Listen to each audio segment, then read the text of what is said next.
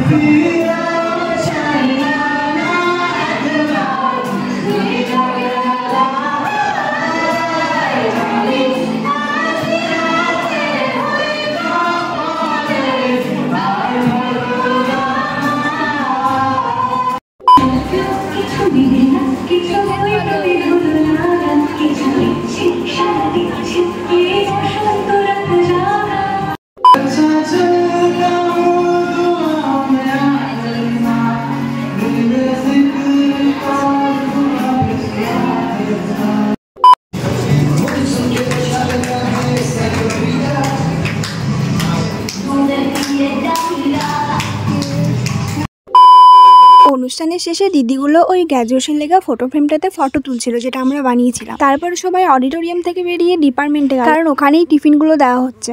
Friends, আমাদের অনুষ্ঠান হয়ে গেছে, কমপ্লিট প্রোগ্রাম সব কমপ্লিট হয়ে গেছে। এখন আমরা খেয়ে দিয়ে এই যে মাঠে একটু ঘুরতে এসেছি। এখানে একটা ডান্স আছে আমাদের, ওই ডান্সটা একটু শ্যুট করব, তারপরে বাড়ি যাবো। আমরা তো কিছুক্ষণ পর বাড়ি যাবো, বাট তোমাদেরকে এখন টাটা।